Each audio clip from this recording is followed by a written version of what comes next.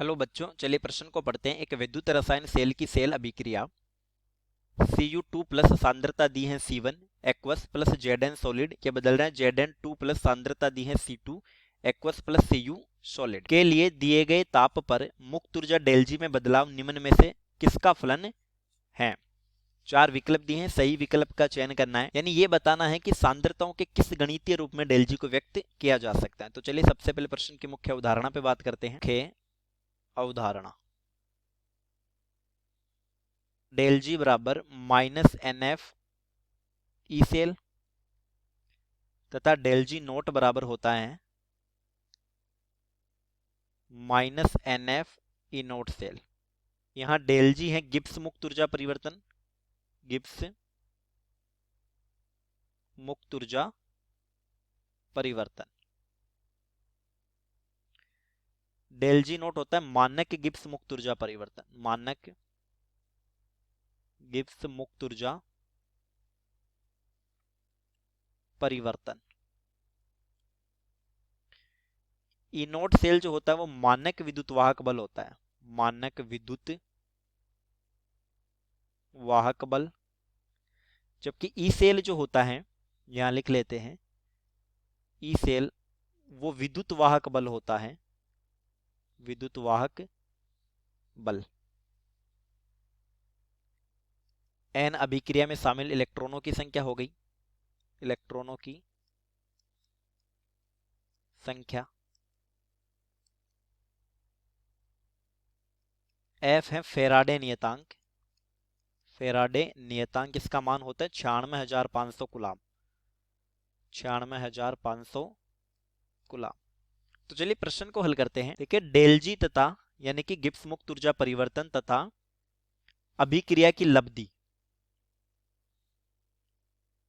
अभिक्रिया की लब्धि इसको लिखते हैं Q से, Q में संबंध। ये संबंध होता है ΔG बराबर ΔG note plus RT ln Q। मुख्य उदाहरण के अनुसार हम ΔG की जगह लिख सकते हैं माइनस NFE बराबर minus NF E naught cell plus RT ln Q। इसको हम समीकरण नंबर 1 बोल देते हैं और समीकरण 1 को -1 से गुणा करने पर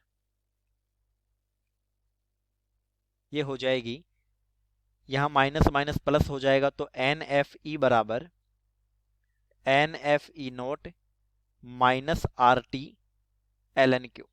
इसको समीकरण नंबर 2 बोल देते हैं। अब समीकरण 2 को NF से भाग देने पर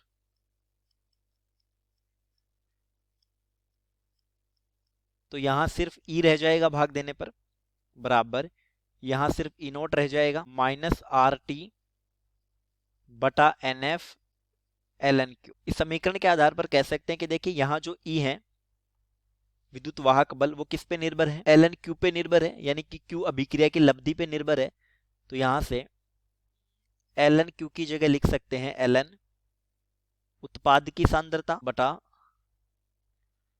क्रियाकारक की सांद्रता। और हमारी अभिक्रिया के अनुसार ये सांद्रता दी है हमें ln, हम सांद्रताओं में सिर्फ एक्वस स्पीसीज को लिखेंगे, तो उत्पाद में Zn2 प्लस बटा क्रियाकारक में Cu2 प्लस। अब जो Zn2 प्लस की सांद्रता हमें दी है C2, Cu2 प्लस की सांद्रता हमें दी है C1, तो यहां हम लिख लेंगे ln C2 बटा C1। तो यहां से स्पष्ट होता है कि ΔG को हम ln C2 बटा C1 के रूप में व्यक्त कर सकते हैं। तो हम हमारे सही विकल्प की जांच कर लेते हैं। A दिया है ln C1, B दिया है ln C2 बटा C1, तो B हमारा सही विकल्प हो जाएगा। चलिए उम्मीद करता हूं प्रश्न समझ आया होगा। धन्यवाद।